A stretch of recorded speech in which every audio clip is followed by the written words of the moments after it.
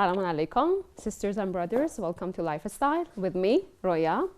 Today, my team and I want to talk about parenting as one of the most significant matters of today's life. Parenting has always been an issue and a problem and a challenge, and that's because there is no surefire way about it. So today, we want to talk about it. So if you want to decode your parenting style or you want to earn some tips or clues about raising a member of the society who is confident, productive, and happy, stay with us. Nasrin, camera is all yours. Thank you very much. Assalamu alaikum, all our viewers out there, brothers and sisters, and maybe even children, youth. Thank you for joining us again. And we are going to be looking at parenting, of course. And myself, I'm here as your liaison. So any emails, we accept all emails and ideas that you might have and questions and even recipes that you want to show and ask Sister Fatima to cook for you on the program.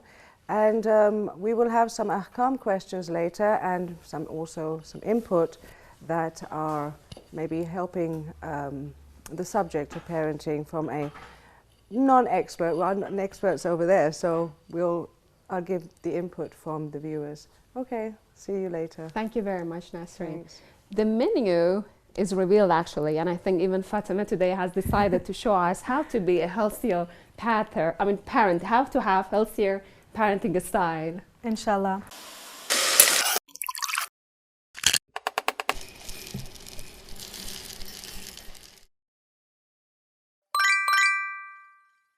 Assalamu alaikum to my dear friends. Assalamu alaikum to all of the followers of the program Lifestyle. As you know, we try to really sanitize our recipes and make them healthier. Today, inshallah, we're going to be doing something that's really soothing, and it's a comfort food, especially in cold and snow. We're going to be making, inshallah, garlic bread with vegetarian soup. So stay with us. That's going to be great. Thank you Inshallah. very much. So, of course, Ms. Shamali, that I'm going to join. And let me start with something that might sound a little bit not very smart question. But I want to go for this. Ms. Shamali, why do we become parent? Is this because we have too much free time on our hand, or is it because of our legacy, or is it because we are selfish, or is it because actually, I don't know, you are looking for something to get busy with? Okay, assalamu alaikum, my dear sister, and assalamu alaikum to our dear viewers who are watching the program Lifestyle.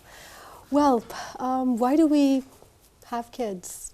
Why do we have kids? Why do we have kids? Such a burden, such a very, very difficult responsibility. Why do we take it?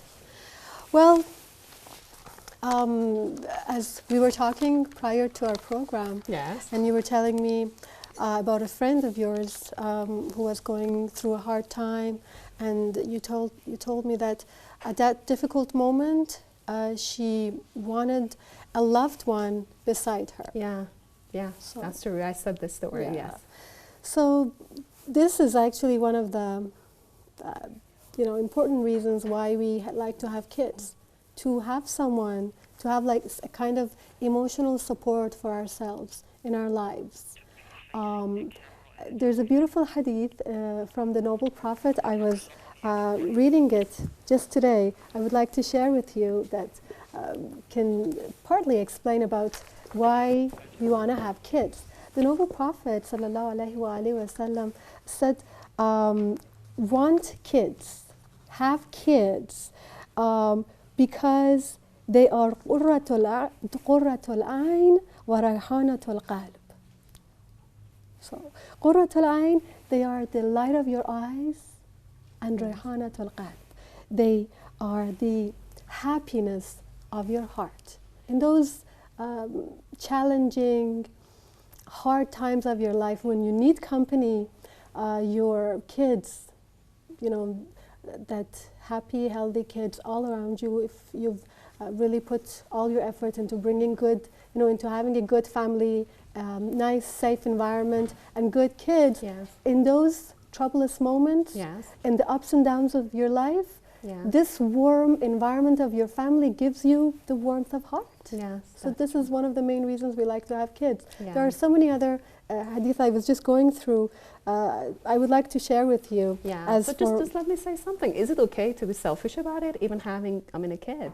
You know, what do you mean by selfish? I go through this. Uh-huh. Because I'm a selfish person, because I don't know, sometimes I think it's selfish. You bring someone to this world just because you want to be busy with something, or because you want to. Sometimes I think a lot of, couples go through having a child because the parents are at them. And just because we want to put our parents at ease, we decide to start a family by having a child. So I call it something like selfish. You can't really call it selfishness. It's like an instinctive desire that we all have. We want, well, if Allah subhanahu wa ta'ala had not put this instinct, this desire of having children in us, then the human species would go extinct, would stop from continuing. Then we would end in one generation and there would be no human beings living on the planet Earth. Yeah. So this selfishness is good, actually, for the continuance of our generation. So I was going to share with you another hadith from the Noble Prophet. As one of the other reasons that why we want to have kids is that the Noble Prophet said, none of you should leave or abandon having or bringing kids into this world. For when a human being dies and he has no child, then with him dies his name. So we want to have our names. Maybe you call it selfishness, but it's not selfishness. This is a human instinct. Yes. We want, when we pass away from this world, we want someone like us. Of course, we are trying to bring up good, religious, God-fearing, productive, responsible human beings into this world who can contribute to the society, who can have happy families, Yes. All these are joys of life. Yes. So we want to have joys of life. We want to have joys of life. Sure. Martin, for a moment, please. This thing about selfishness, there's two things that we leave behind that if we do that, then we have sort of an everlasting life. And one of those is a book, and one of those, there's other things like infrastructure that we put down, in the world to help poor people, etc. But one of those is a good child. It's like, I look at it like the pool of Kawthar, like the Hazrat Fatima was given pool of Kawthar, but we have it too in a way. It's like there's a pool and it keeps, that's us when we die, and it's keeps being watered by those children when they're doing good deeds. And if we don't, what do we have? We can rely on a book if we wrote it, most people don't, and all the thing, we won't have anything to feed us, to give us those, the foods and fruits that we perceive, that we know that the deceased, the marhum, get when they're, just something that came to me. Beautiful. That's true. That's That was really beautiful. It actually has an Islamic source as well.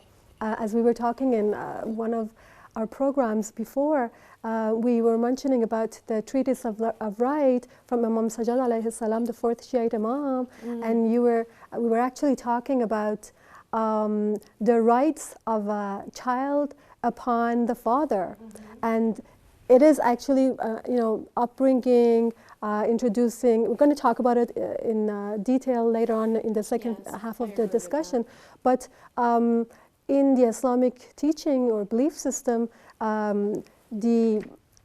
responsible parent is someone who brings up his or her child in a way that later on all his deeds are attributed to him.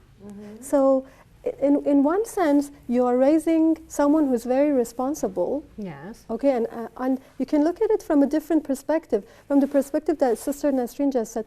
When you die, if you've tried hard enough to hand in a true Muslim to the society, the good deeds of that son or daughter is ascribed to you. Okay. Yeah. So it has Islamic roots. Who prays or offers, charity or whatever for that person, there is nothing that provides the happiness that a child, that one thing that a child does for that deceased is like, it will give him honor, in the grave. It's like this oh, that was my child did that. Everyone looks and say that's what, you know, these are hadiths that we have.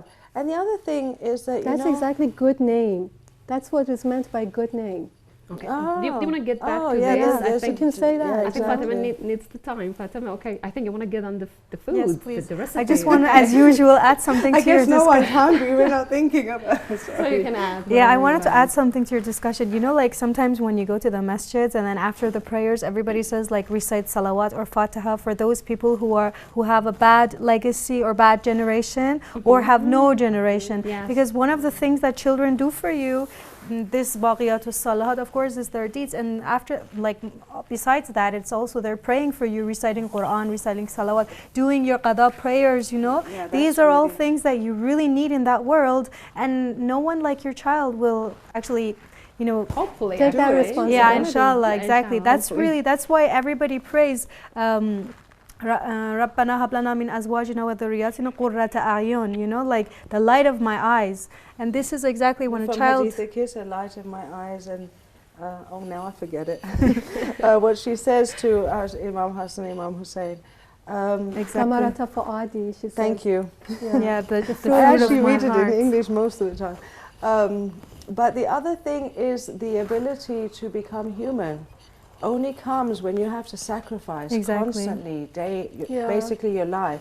We can't become human unless we have children. Well, I Exactly. suppose it's possible Yeah. somehow, but it's really, you know, so it's the opposite of selfishness. It's actually a process of gradual Exactly. self-development of the parents, because Yeah. we are so imperfect, and Yeah. as we step by step with our kids, we learn our faults, our challenges, and in these challenging moments, we you know get Yeah. and I'm the totally cook- and convinced right now. If you're trying to convince Have me, kids. so Have I'm- lots of them. Yes, I'm totally I think it's convinced. more the point, you know. I know people have said that, you know, that, you know, oh, it's selfish to bring children into this life, in this bad world, in this, you know. I think that's just a scapegoat. I'm not saying you're using it, but probably are. No. But No. no, I'm saying many people say that who Yes. don't, are not ready for children. Yeah, I lost my other point. Anyway, Thank you Oh, very yeah. much, Fatima. Okay, yeah. Jews asked Musa alayhi salam to ask his Lord to send them more variety because we cannot live with one kind of food, right? Was the garlic and the onions and the lentils. So, you know, we know what Allah says, but there's a reason why those are mentioned in the Quran, you know, because they have so much Benefits. benefit health as benefits. medicine. Exactly, You know, definitely. as medicine. All right, so while you guys were talking, I went ahead and proofed the yeast because I remember in the first program, Yes. I was new to all this. I was like, okay, let's show this on the camera. So everybody, you know the yeast. But I just wanted to add something. I remember in the first show that I got caught up with like all the activity of doing bread. And I sort of, I think maybe I didn't use the right words for yeast. This yeast that I'm using is, see, now I forget the word again. Instant? Instant yeast, exactly. So you don't need to proof it. But for the person that I am, I always like to proof things just to make sure like we don't waste all this material. So the powdered one is the instant. They're all And powder. the solid one, That's fresh yeast. Oh, Okay, okay. that's fresh yeast. But we have instant yeast and active dry yeast. Active Oh, dry yeah, yeah. yeast needs proofing. All right. So, like I said, you have to have a warm element to sort of like bring it to life, and then also a sugar element which the yeast feeds on to actually start proofing it, as they say. But active dry yeast does not need proofing, which is what I'm using, but I'm still good. I still went ahead and proofed it. So what I did was I used, I have 1 cup of warm water or lukewarm water. So the rule of thumb is that you stick your finger inside and it has to be your blood temperature. So if you don't feel like your finger is burning or anything, then it's perfect. You add your 1 tablespoon of yeast to this, and I have 1 tablespoon of sugar. And then I have 1 egg that I'm gonna beat so it's not so eggy in memory of the first program. I'm just gonna whisk it a little. So what does the sugar do in the? It activates Yeah. the yeast, it feeds makes it on more the sugar. happy? Yeah. But you know, scientifically speaking, there is a sugar element in milk. right? There is a sugar right, element yeah. in milk, so it's not supposed to And the be needed. carbohydrate. But sometimes I feel like maybe because the milk people use, especially the company, the factory ones, are so like, they don't have any nutrients, that they don't The activate milk. the yeast. Yeah. So this is 5 cups of flour that I have with about 1/4 cups of bran.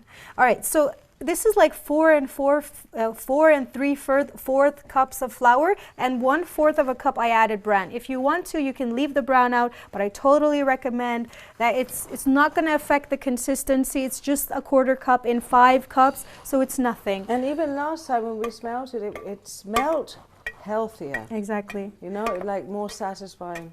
So I'm just going to give this a quick Make it healthier by the bran, or definitely, just because the you know, stuff? white flour, they take away all the nutrients from it. The Roughage. factories and The bran, I heard, is good for the skin too. exactly, and hair Bran is growth. good for the I'm skin. going Yeah. to take a lot of bran. Yeah, you know, we have to think like, And hair From- growth as well. It's really like for good. example, in Surah Yasin, verse 33, Allah says that we bring, there is a sign in it that we bring life out of death from the grain that we bring out of the earth that they eat. You know, the bran, the lentils, the wheat, the barley, all these are grains, but we don't think of the expanse of it because they're also beans, you know. Generally in the, I'll say in the West because it's just basically Google, you look at grains as something that is just, you know, the wheat and, you know, these things. Sorry, I took it away from you. No, but it's okay. barley is actually part of, you know, that what gives us life, and that means our What gives us life? skin. All right, so as you can see, my yeast has completely become foamy and bubbly, which gives me the okay, the green light that it's ready to use and it's fine. And inshallah, I'm not going to do any israf. I'm going to add this to my, I think people half of my are flour. afraid to use yeast. Yeah, sometimes. so many people, like my cousins, they're like, Fatima, you do this. It has yeast in it. I'm like, God, it's not like chemical bomb or something. I think personally- because it doesn't always rise. I it doesn't- bake a lot. I'm her assistant at home because we're sisters. Yeah. But with the yeast, I never, as she I use said, baking. I'm scared that it doesn't chemically work and the ingredient doesn't turn out the way I want it. So No, What's the worst she's that right. can happen? If your yeast is fresh, there's nothing to, you know what? Like a few years ago, I would make cakes and they would be as flat as a tire, honestly. And I would just be like, but you know, my father, he was always encouraging me. He was like, no, Fatima, you did a good job. And he would be like really chewing it, you know? But it's just practice makes perfect. I don't think, yes, some people are born with an innate talent of like being the wonderful God-gifted chef, but it's just, you have to put love and passion in it. I'm good. So I used half And of the yeast. flour almost, and my milk and my sugar and the yeast that I proofed. So I'm gonna turn this on low. To this, I'm gonna add my egg that I've whisked.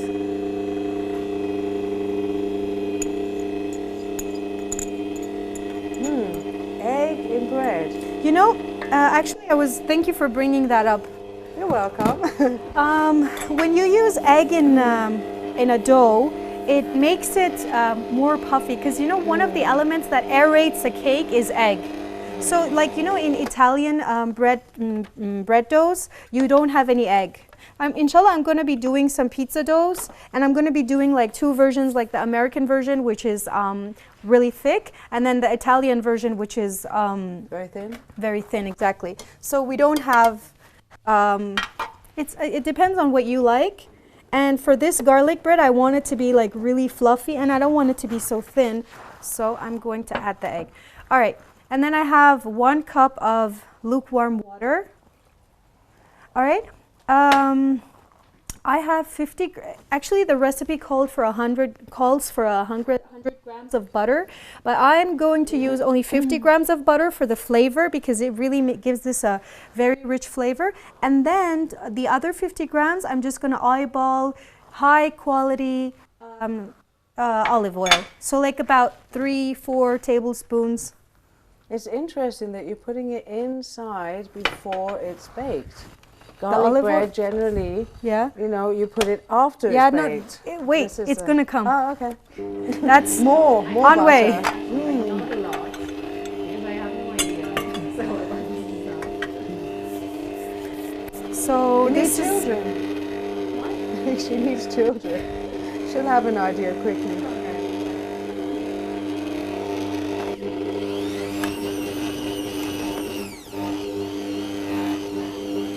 I'm gonna add my salt now. It's almost coming together. I'm gonna add my salt. What about the garlic? Fatima, I'm still waiting for the garlic. Garlic. Garlic? All right. If you want to, you can add garlic inside the bread. Oh, thank you for Okay. stopping me. Rosemary. So garlic, Oh, you can yeah. add fresh garlic inside the dough. You Yeah. can, all right. But That's this what I recipe. expected, actually. Yeah, this So- recipe that I'm going to teach you today, there's actually several different ways of doing garlic bread, but to be actually really, really detailed, I wanted to leave this as a surprise for the end, but I guess it's not fair. I want to do like a cheesy pull-apart garlic bread, all right? So it's not the type of you know, like garlic rolls or something that you just top with garlic bread. It's actually in most restaurants when you go, or like whenever you're making garlic bread at home, it's just baguette that you slice and then you rub it with butter and garlic and salt. That's exactly what I do. Exactly. I can teach you one day how to make garlic bread. Inshallah, definitely. Yeah, sure. So like that's sort of the fast version, but this one we're doing the dough ourselves and what was I saying? So we're doing the dough rosemary. ourselves, and I don't want to add the garlic inside because I'm gonna layer it. Yeah. I'll show you it. It'll So you want to surprise us? yeah, it's with the actually garlic gonna part. look really nice. And this is rosemary. You're going to add to the And- dough? Yeah. So rosemary has a very, very strong flavor. Exactly, a strong flavor. Some Well, people you might guys- not like Some it. of you may Yes. not like it, but I'm just gonna try it because I think Good that for dark hair. it's really actually Makes the hair darker. rosemary is really, really good for your health as well. Yeah. Um, For the mind, parsley, like it. sage, rosemary, and thyme. In cream, All for the brain, but not for the in memory. bread. Let's try it. Let's see how. I think you're gonna like it. I don't think I've made anything so far that you haven't liked. So trust me. Just a little bit of rosemary in here, and you know what? Like, remember when we did cinnamon rolls and the brown sugar like had these little dots, and the bran it had little dots in our dough. So this dough is actually going to look really beautiful. So I'm going to turn it back on, Okay. and One this. thing in there that has life, actual life. I mean, apart from that life in yeast, the yeah. yeast. But you know, it's mentioned in Surah Rahman, the herbs. Please do adore him, adore Allah. So we're putting something actually that has that ayat, that sign Exactly. in our food. So this dough has to, this is actually 5 cups of flour, so it's gonna give you a lot. I wanted Wow, to that's like a cut lot. it in half, but because there's 1 egg, I didn't want to waste the egg, like using only half of it. So I went ahead, and there's a big crew here who look forward to the final product. So I said like, What is going to be disappointed today? yeah, I hope that the rosemary doesn't put anyone down.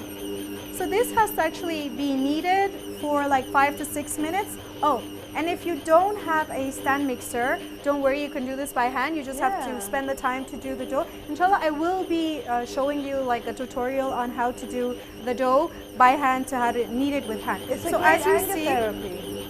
yeah, definitely. As you see, it's pulling apart from the sides of the bowl, which means that the dough is ready. And because I'm using the quick yeast, inshallah, it's going to yield a good product. I'm just going to knead it on very high. There's an earthquake here. The rolling pin might fall.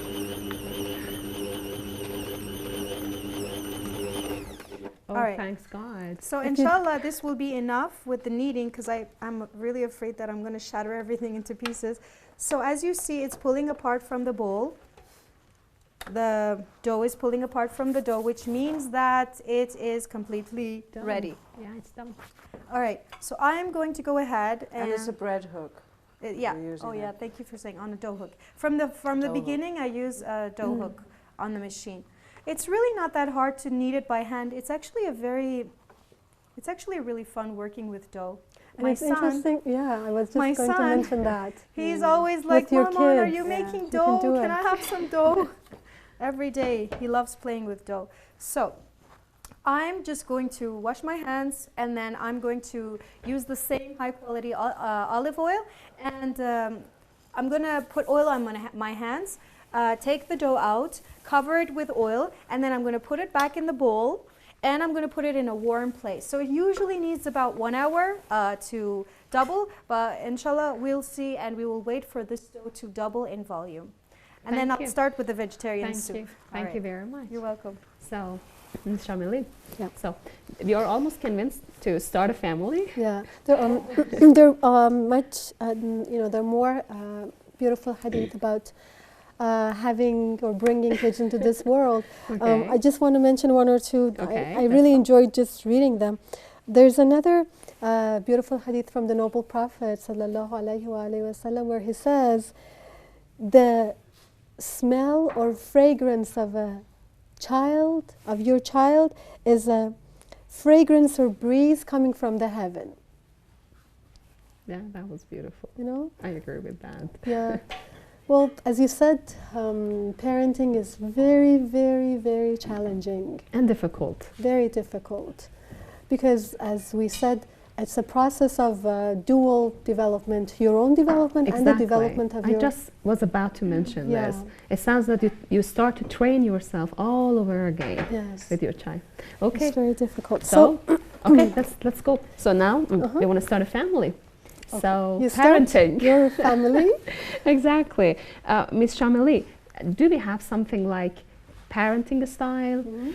And I just want to know, do they differ from child to child? And is there one of them, I mean, like an outweigh another one?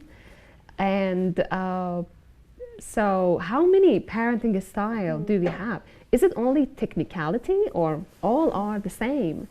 Well, from child to child, from home to home, from parent to parent, we might have specific differences in our parenting styles. But psychologists have categorized different kinds of parenting styles based on the different techniques or activities that the different parents use. Yes. Like we have those tough, strict parents Yes. who are always monitoring their kids. Yes. Where are you going?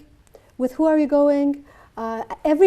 It's fine, you know. Yeah. You have to know where your kids is going, but every 5 minutes you call them. Okay, have you gotten there? Who are you with? What are you wearing? You know what? 100% monitoring, 100% Exactly. over protection and over supportiveness. Yes, you have to explain everything play by play. Play by play. Exactly. Okay, So we have, so this is called helicopter parenting, as if like you're maneuvering, you're like hovering over them, you're monitoring them, you're supervising them very carefully, very minutely. Of course, these are, excessive supervision, Yeah. but we have to have supervision on our kids. We are talking about extreme cases of supervision called helicopter parenting. So just imagine a parent who can, I can put myself, because I wasn't brought up in a way that I wasn't brought up by helicopter parenting, but I can imagine putting myself in the shoes of a child who is 24/7, monitored Yes. by helicopter parenting. How would I Exactly. feel? I feel Devastated, I guess. I feel devastated. I'm oppressive. Oppressive. I feel that And like you've lost all control of your own I think individuality. the intellect doesn't develop Exactly. because you're like, let me ask in the end, and you won't have any confidence about decisions in life Very because good. you feel that there's always someone playing a god Exactly. over you. Very good. So we have low self-confident people. Yes. People who will later on face a lot of challenges in the wider world. As I was telling, helicopter parents do not prepare their kids for the world. Yes. They are somehow preparing the world for the kids, but this is Yes. not possible. We're This is handicapping them. handicapping them exactly. So your one other very critical issue is that there is no sense of trust between you and your child. Yes. I think, I don't know, I was going to ask you, that what do we see from psychologists say that are the causes of this kind of parent? And I think that that parent doesn't have trust in himself. And not only that they were brought up that way, maybe they were, maybe they weren't, but they somehow lost it, maybe in the marriage, maybe somewhere else. And so they don't have trust in their own abilities, and if it's a Muslim, maybe in their Islamic connection, Yes. or in their faith in God. That's true. You know, that we don't really bring up our children. You know, Allah does it through our earnings of deeds and connections with Allah. I didn't mean to take over, but No, that was just my beautifully. input. You explained it beautifully. Yeah, it somehow goes back to the psychological Yeah. issues and complexities that we might have with ourselves. Yeah. As Nasreen said, you don't trust your abilities. Yeah. You don't know what's right. You don't know what's wrong. You know, you don't believe in your parental skills. That's why you don't know. You don't know that the skills that you have been used, if they have been beneficial or not, if they have worked or not. So you yourself, you have to be there, always present, to Yes. tell your child what to do and what to not do. Yes, true. And That's also, true. you know, there's no creativity in this kind of parenting. You're sort of, it's like a factory. You know, you're programming that child instead of creating a human being Very that good. has a mind to explore himself. Yeah. You're putting yourself, and maybe sometimes it comes from parents who had failures in life. Yeah. You know, what comes to me is those, and this is not a cultural bias, but I think of those athletes who never made it in life, and then they've pushed their children towards football, and I'm getting this, you know, from movies mostly, but you know, they say, what I failed in, this child has to become, or model, not exactly models, but people runway, I don't know what, you know, these mothers that bring up the children to be, you know, in the camp because they didn't make it. Yeah, that's true. That could be true too. A second chance to live, but this is not how they're Yes. living. Yeah, things that you did not have the chance to do, you're making your kids do it. The things that you Shamili, failed it in. used to be called an authoritarian, I mean, a style of parenting based on psychology. I think an helicopter parenting is something new, it's a new term. Yeah. Well, we have different terminologies. We have tiger parenting, we have authoritarian, authoritative, neglectful, permissive, Yes. attachment parenting. We have all these kind of labels, all Yes. this kind of, you know, they have It their sounds own like a definition. menu. Yeah, it's Yes, like sounds a, like Have some of that and some of that. yeah, it is like a menu. So authoritarian parenting is another style. You know, they have like different names, but they overlap in some parts. Yeah. Authoritarian parents are parents who are too demanding, Yes. too tough. They set very, very strict rules. Mhm. The do's and don'ts are very strict. And you know, basically speaking, if we keep two elements in our minds in all these parenting styles, as you said, we want to decode our parenting styles. Exactly. So psychologists have mentioned about two basic principles called demanding and responding. How much you respond to the kid, Yes. you know, it's and how much you demand from your kids, how much you expect from your kid. So in some of these parenting style, one of these elements is very dominant. Yes. In another style, the other element is very dominant. In some, both are absent. In some, both are present. So yeah. these are the basic elements. So I guess in this one, being responsive is absent. Very good. Being responsive is absent. In the authoritarian style of parenting, you don't explain to your kid why you have set a specific expectation or a specific rule. If your child tells you, "Mom, you know, why do I have to do this? Why do I have to do it?" You say, "Because I say so." Because I you have said to so. do it. Yes. Yeah, so you know, it means that there is no explanation to the child. There is no communication between you and the child. So the child is like somehow, you know, like a robot. You expect you have high expectations, like Hi Hitler. You know, Yes, yeah, you just have that's to do it. And what does that result in? I think a rebellious child. Exactly. Yeah. So the You know, opposite of what you want. Yeah, psychologists have conducted many researches, and they said that the result of such parenting could be 3 types of people. One is rebelliousness.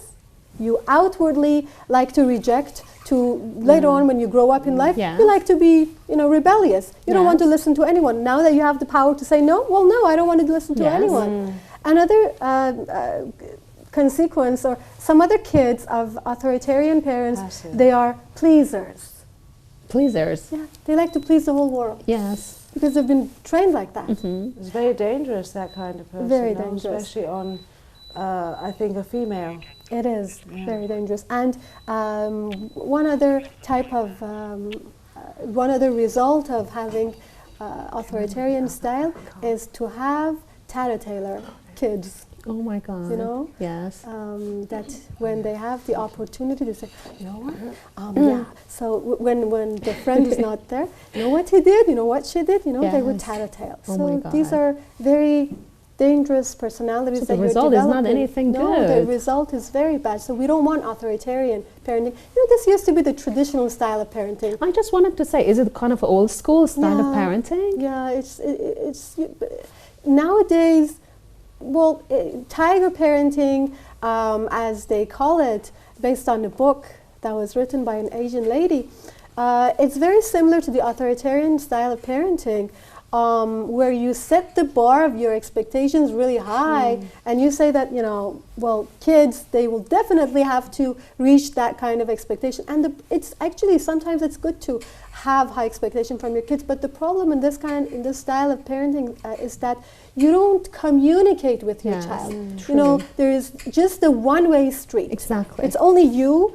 as the dictator and Yes. them as just following you. That's the problem. And it's So- also old school. A lot of successful families do this, you know, I like was gonna families say who are that, lawyers and doctors, and they Yeah. want their kids to definitely be lawyers and doctors. They also do think this. Part of it, So well, I you think know, it's in that exactly what I case- was thinking, that I think part of it is this financial feel of obligation. We have the money in our hand, so that you Yeah, you we can have tell it, you. but you have to obey us for it, you know. And I think it's a very classic of the elite, so-called elite part of Exactly. society, financially elite, that this goes on in generations, and then afraid to let the reins go because of your reputation that's on stake. Exactly. Yeah, you know, even And now. this is it's- authoritarian, like you know, you that can it have kills the authoritarian- children, and eventually they rebel. Yeah, but it's interesting to know that in the Asian culture, where this parenting style is used, they have intellectually successful and academically successful. The result is you will definitely Yes. have intellectually and academically successful people, but with low self-confidence. Self-esteem. And no, there's no self-confidence. satisfaction either in it. Yeah. Because one thing, all you've done is you've tried to reach the bar, but there was never, there's never any appreciation for achieve. Well, of course you should achieve it. There's never this satisfaction that you, Yeah. you know, or So achievement sort of milestone that Yes. you Very feel good. I've Yeah, reached. you don't have the responsive element. You don't have this love element in Yes. it. You know, this compassion, this mercy, this responsive element in Yes. it. And the result is that you will have depression, Yes. depressed kids, and Yeah. there have been cases of suicide. So of course Yeah, I was we gonna are say not the going to suicide stick issue, yeah. in this Yes. part. And they just shock the parents, they don't know, Yes. but these children are too fearful. Yeah. And of course, love is always higher than fear, you know, Yes. and I'd say the same for teachers. Yes. You know, they feel that you have to make a child fearful, otherwise they won't. No, it's the opposite. Very good. Make a child, because it's blocking the learning flow. That's you so know, we true. should be inspired, not motivated. You know, Yes, that's inspire so a child, and then you make him this float you know, he Yes. wants to reach higher. But if you motivate, you're like pushing him. Go study, go, you know, the same as That was so parents. much true. Thank you. I don't mean to actually interrupt. Yeah, you Of do, course, but we that's try. okay. Yeah, so I'll give up. So, but of course, we're trying to raise the bar by a lot of good clues and tips. But we are going to have for a break discussion time. We have been holding an amazing discussion meeting with the same topic. Stay tuned, watch it, and enjoy it.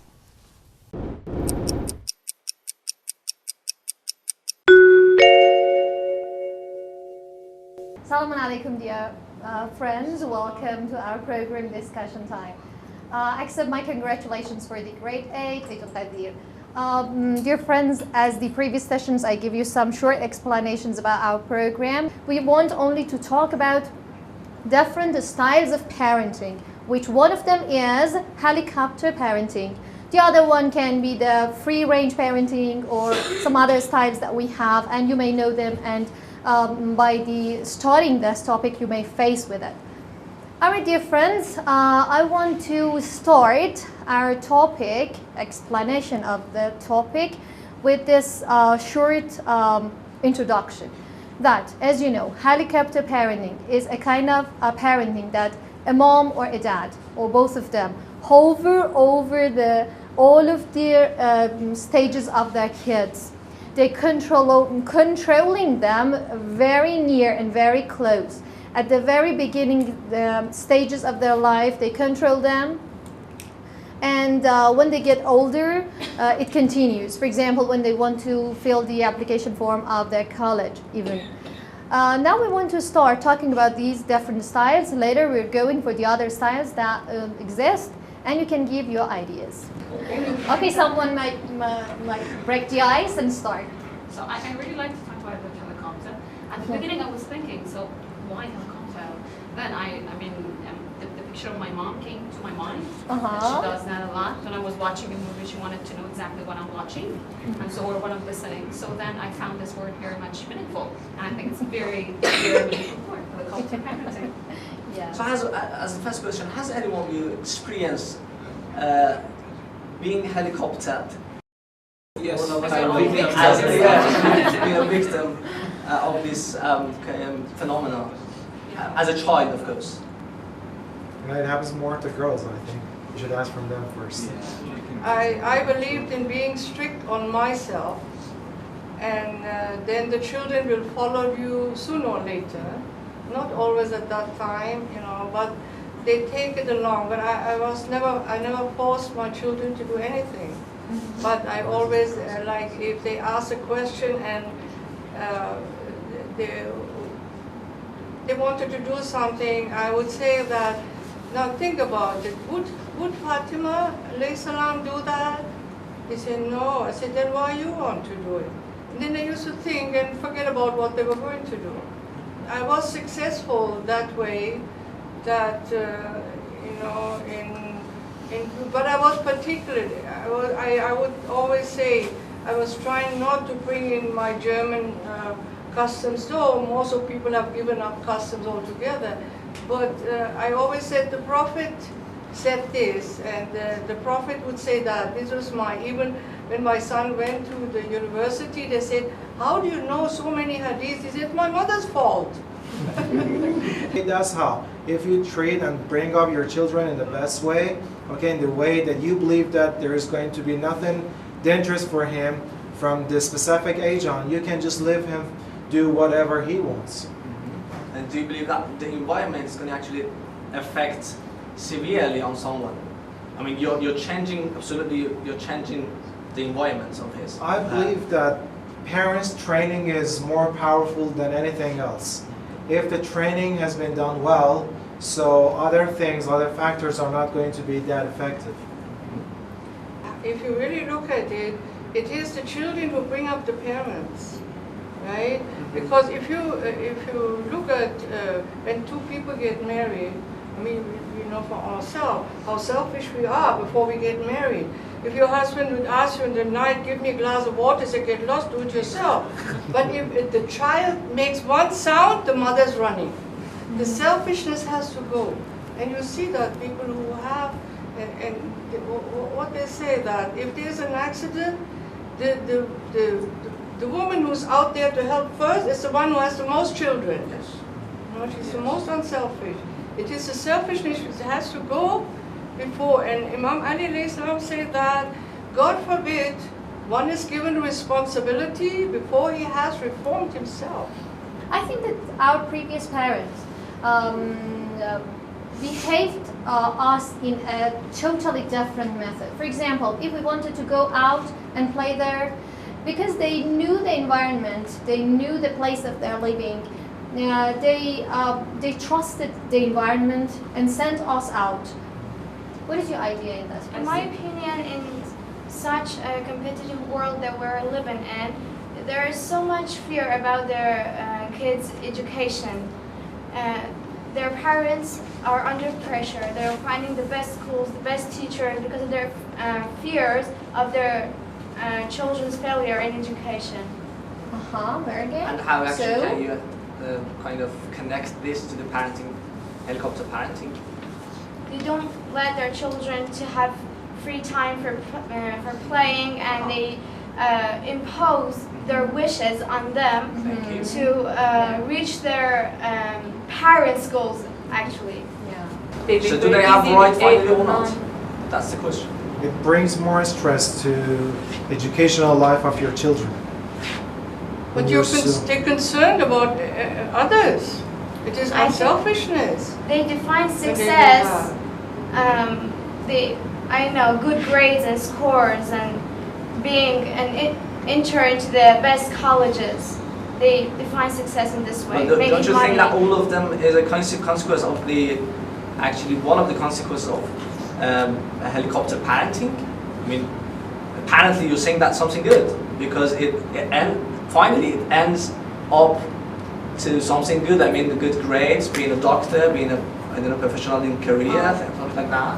What do you think? I'm just asking questions. That's it. I'm not going for against or for.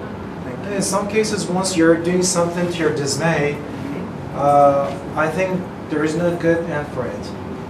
Even if there is a good end for it, okay, there is a feeling inside your children that I might be something else, but I am this, that I am, okay?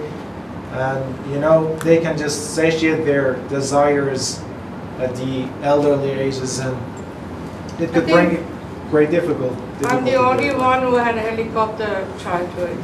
Right? Because my uncle, he had a helicopter. He had a small aircraft. Wasn't You a mean helicopter? Hitler? A small Or your aircraft with open top. And I used on the weekend, and he had a sport car. He was not married, and he had a sport car. And he used to take me everywhere. Everybody knew him. He wanted to show off his girlfriend. I was 18 at that time. And then we used to fly over the villages, and I said, look at these worms down there. I felt so above all of them. But it's a feeling, it goes with you, Like Imam Ali would say, a person who has no knowledge, he has no pain. He does not know right from wrong. Yeah. So, but I remember when he said, I said, he's actually talking about a helicopter. I didn't even understand the question at that time. I said, oh, yeah, I went in a helicopter when I was 18. I used to fly. that was definitely a helicopter. Yeah, but,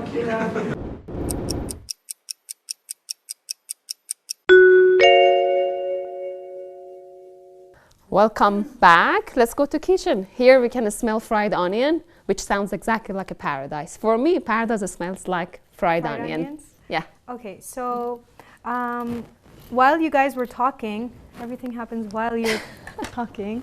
I went ahead and I put some butter in my pot, and then I added my onion to it. All right, so as you can see, my onions are now a little light, and they're like sort of translucent. So And they smell great. they smell great, yeah. And one rule of thumb, butter always makes everything really, really tasty, and like the aroma is just amazing, as you said, intoxicating. But always remember that don't use butter alone. So if you're using like a copper pot like I am, or something that is not non-stick, always use a kind of oil, and then to that add your butter, so you don't get like a burning smell. So I have my Because butter has a very low burning temperature. exactly, and it gets black. So I have my onion in here. I'm going to add my garlic. Garlic. You can't Fresh cook garlic. without garlic, can you? Fresh garlic, yeah, Fresh I grated garlic. garlic. And I wanted to mention something about vegetables, all right? This is a vegetarian soup. Now, please, when you're doing a vegetarian soup, take the time to use fresh ingredients. You know, nowadays in the supermarkets, everything is chopped, frozen. And it's so much cheaper, and that's so sad, you know, like in a lot of Western countries, using frozen vegetables is so cheap, you know, and then going and buying them in the fresh section, it's so expensive. So many people actually resort in using frozen vegetables. There's no nutrition in them. They're like, okay, let's say they're frozen and whole. Now they're chopped into like tiny pieces and kept in the freezers for like weeks. Yeah, But you're so what about angry. spinach? Is it the nothing. same thing for spinach? Definitely. as well as frozen And spinach? actually spinach is something very sensitive, you know. You see how quickly it falls apart and cooks? What happens if you put the garlic and the onion at the same time? Garlic, because I've actually question. shredded it, it's going to burn really fast. So it's better if you use, like, if you want to put it at the same time, and you know you don't want the garlic to lose its flavor. All right. So I have my carrots. Oh, and something else I wanted to add is that when you're using your mandolin, I don't have these like really sharp German ones. I didn't get one of those on purpose because you can cut You want off. your fingers to be Exactly. using? It's really scary to use them. Yeah, it's good to recycle fingers sometimes. You know, the vegetables that I'm using today, you can use whatever vegetable that you like and whatever vegetable that is at your disposal. I'm doing now garlic, onion, carrots, and I'm putting them in different times because carrots need a little more time to cook. And something interesting is that I realized, like when I'm cooking in Iran, because of the water and the altitude, it usually takes more time for things to cook. So also keep that in mind as well.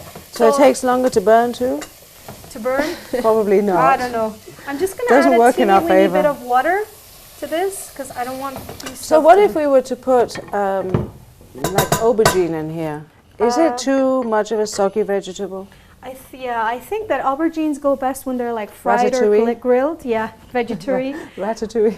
So But they what use I'm them using, in ash, you know, they have this aubergine oh yeah, ash. but they have fried aubergine in Really? ash. No, I Yeah, don't think fried so. I think they aubergine fry it. grilled also. They grill So it the like vegetables that I'm using is broccolis, fresh of course, zucchini and turnips and tomatoes and bell peppers and carrots and celery. Celery really gives takes it to another Yes. level.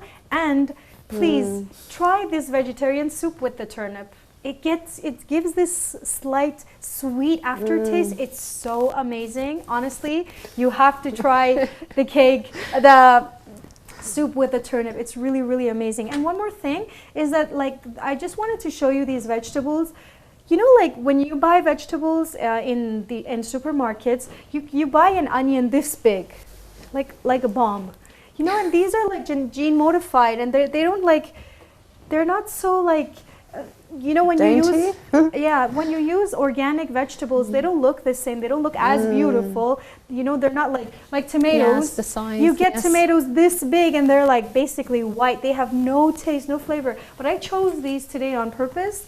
They're so Yeah, red these are and the so best. beautiful, and all the vegetables I chose are organic. And alhamdulillah, we are so lucky in Iran that you get fruit and vegetables in the best quality. I'm just gonna do The difference of taste. Definitely. Really, Tomatoes, you actually apples. taste a tomato much is a better. tomato. Yeah. Definitely. So I just want to do a tutorial on the cutting the floret of the broccoli.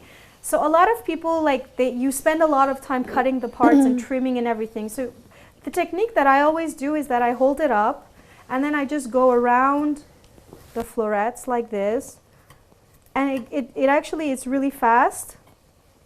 And Fatima, can I say something? Sure. You know, I don't know a lot about cooking, so most of the time that you're talking, I'm nodding a lot. So, but about the broccoli, Yeah. I've heard that there are a lot of worms, small worms, green worms Inside? in there, that getting rid of them is kind of very tricky and so difficult. you see, that's the trick with Thanks for using that. organic stuff. Uh-huh. Because when you use organic stuff, they don't have all these awful chemicals that kill every single living being in Insects. them. You know, they don't even go like miles within the vegetables and fruit. Yes, when you're buying organic stuff, you have to be really careful. And I've seen in a lot of like programs, cooking programs, people don't even like bother to wash the vegetables. Like if they're making salad, they just put it straight in, which is, I don't know. Well, maybe they've and I already took done my ring it. off. They've I already took my done ring it. off because I remember I told you it's Yeah. really important not to cook with the ring. So I was going to mention that before. exactly. I But didn't I'm know. going to keep the broccoli for later because broccolis actually fall apart really quickly. I added my carrots. I have my So about this wiggly wormy thing. So would you soak them? Okay. soak them. I guess if you really wanted the worms to go away, you have to cut them and then you have to like rinse them or You can wash soak them or them with something. water, salty water. Salty water. And yeah, also, you know, that's a tip. when you give it temperature, like when you cook it, a lot of the wormy stuff just dies. Yeah. Whenever I find worms in like the Thanks for organic that vocabulary. and the organic vegetables that I buy, my son's like, Mama, please, did you find any worms like in corn and stuff? He loves playing with those stuff. So, Fatima, I'm sorry for a second. There are a lot of voices here. I hope they're not bothering. All of them are coming from the kitchen because Fatima is cooking and she's a great chef, of course. So go, Fatima. all right, so I have my zucchini that I'm shredding. Also, zucchini cooks really fast, so I'm chopping them quite big. I'm going to be doing the celery. Actually, this is what I wanted to show you. So I'm just going to empty all this in here. Oh my I'm doing celery. I'm going to add some celery inside my soup. Oh, okay. But something that I want to do like special about this soup today is that I'm going to be garnishing it with some celery. And I think that celery, it really, I mean, gives this a very, very great aroma. And I'm using like the smaller leaves, as you can see, the smaller ones. These are the ones that I'm using for garnish. I'm using the leaves as well. Okay, so today we're not going to be doing any coriander actually, because like I said last time, I'm in love with coriander and it makes like soup taste amazing. Like soup Good for the hair too. soup And doesn't the have skin. any taste without coriander. But today instead I'm going to be doing the celery. Celery is going to give us that extra kick and that aroma. And Why do a lot of people go for parsley instead of I know, coriander I in know. soup in particular? totally, Yeah. eh? Why? So, I don't Like know. why? I'm asking Why you. put like jeopardize coriander for Yeah, I parsley? wouldn't. So I'm the smell adding or so. my chopped parsley to my olive oil, and then I didn't add any butter yet. I'm just gonna add it as soon as I put the parsley in, and let you guys. You're going to can- fry it? Yes. You fry it before? Okay. This is for the garnish, okay? And then besides this, I'm gonna put some inside the soup as well, just a little bit. So you guys can go ahead.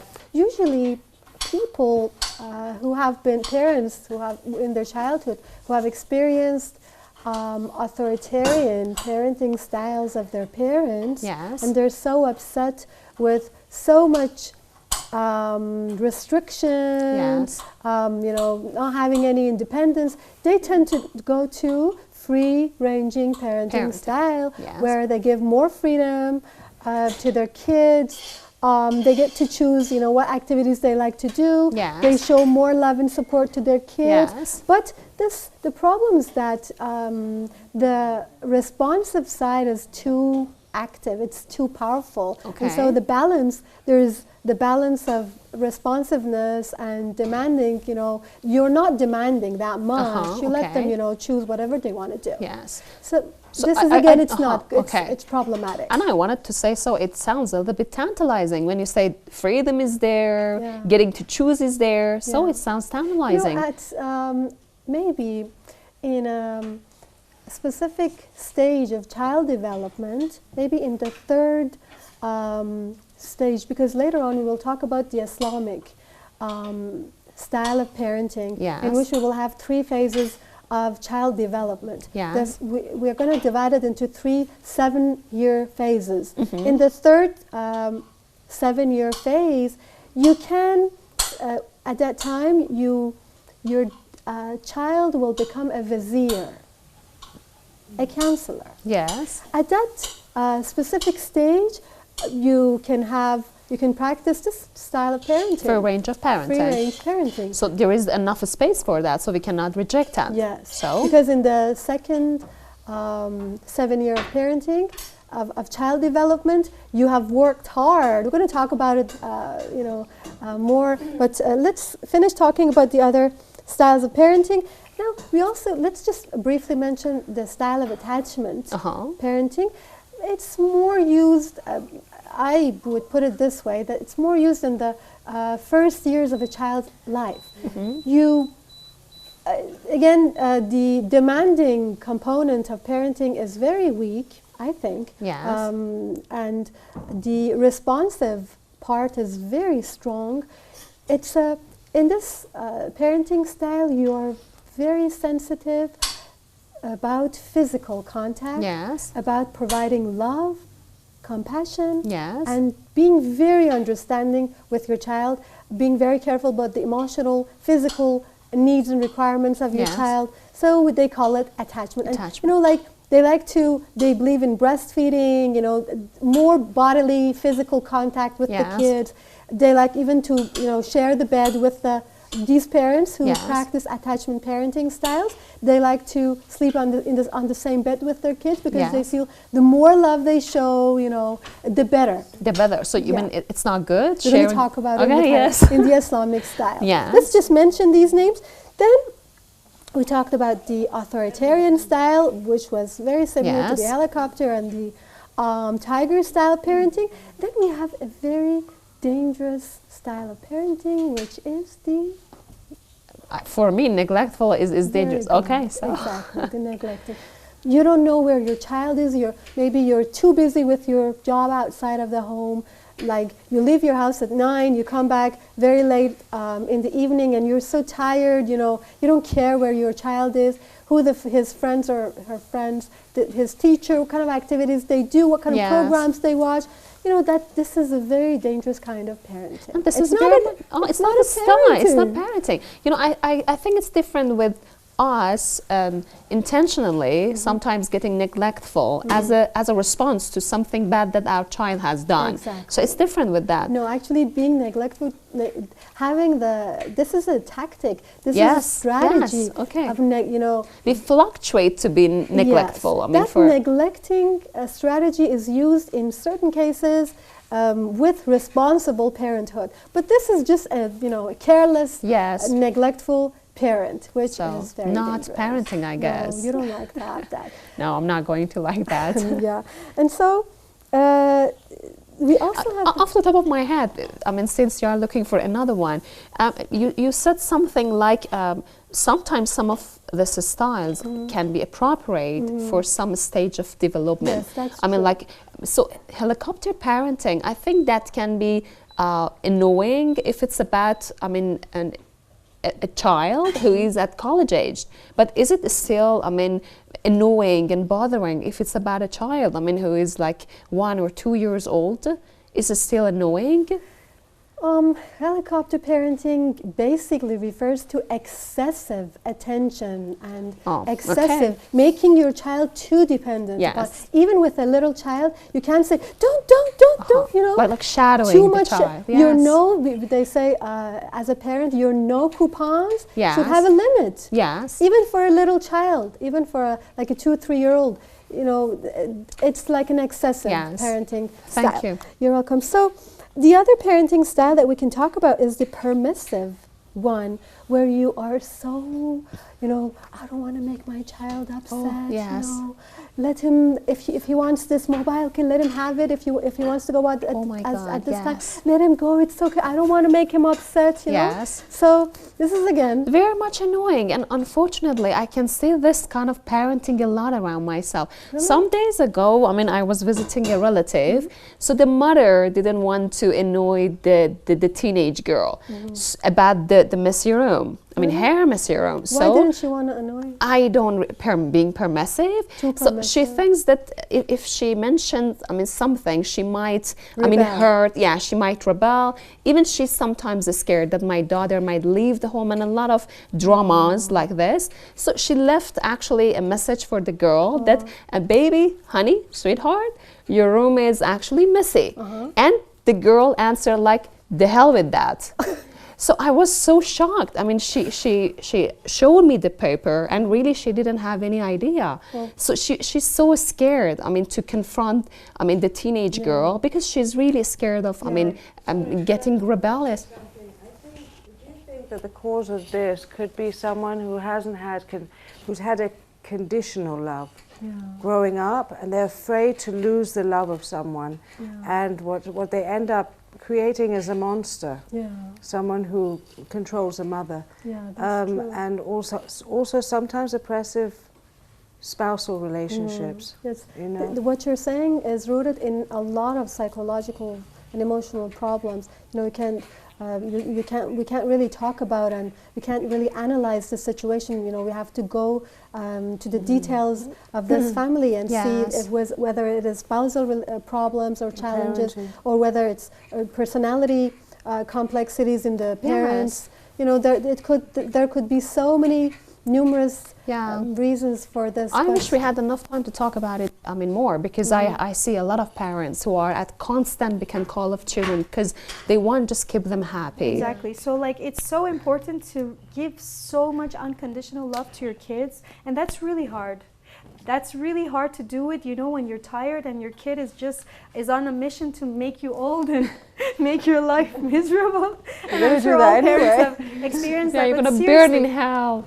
That narration from the Prophet that said, you know, I was watching the movie of Muhammad Rasulullah, which is a really nice movie, and I recommend that everybody watches it. I was watching the movie, and then I was seeing like how much his mother went through hardship, because like she had to send him away with Halima and send him to the desert. And then I was thinking, like, you know, this narration that heaven lies under the mother's feet, it's no joke. It's, you know, it means there's this is deeper your section meaning to this. I'm sorry, Razia, like, glad you please mentioned that. correct me if I'm wrong. It means that being a good your mission as a mother is just to be a good mother, and then you have a guaranteed ticket to heaven. And It's also amazing, that, you know, it's at the steps, right, of the mother that you can guide your children to heaven or hell. Exactly. You know, that you've hard. led me to the point where I wanted to make that, you know, you lead. If there's something wrong with your children, go forward. It's hard to be a good mother. It's really hard. Sometimes you're just exhausted. Sometimes you just feel like, look, what am I doing? I'm caught up in this life, you know? But that's the important thing. That's like the jihad section, you know? All right, back to the cooking. This is my celery that I've started to fry in some olive oil, good quality olive oil, and then I added my butter. And then these are like... Can you put sesame oil in this, or doesn't it taste right? Yeah, you can, of course. But I think like olive oil goes really nicely with butter, so that's the only reason I use it. Well, maybe some people find it's too expensive in Iran, maybe. Yeah, or olive oil? Just for that reason. It's expensive? Sesame oil, I think is cheaper. But I think, like, you know, like if you use little oil, it's good to invest in high quality oil, because like I covered it with the lid and I let it like sort of steam. I shallow fried it. I didn't like put it on high heat. Yeah, there was very little oil oil there too. Exactly. Yeah. So what I'm using here is like these blocks of vegetable extract, or you know, I didn't have vegetable broth, so I just wanted to show you that you can make a very, very easy soup, and it's very, very rich and tasty without any chicken stock or vegetable broth or a bone broth or anything like that. So I'm just using these, and they give a lot of flavor and texture to your food. And I recommend that you do not use the meat or chicken ones. If you're living in a non-Muslim country, do not use those. They're haram. If you are of course we can use them here. But if you're living in an Islamic country, still don't use them, because they use the garbage parts of the animal. Well, I just wanted to say that one of my concerns all the time is this, that whether they are healthy enough to be used. That's why I always use the vegetable extract. And then in Iran, we have a lot of variety. I love, like, when I go to this section, there's like onion extract, garlic, rice, if you want to make your soup thick, you know. It's really, really nice. They even have saffron ones.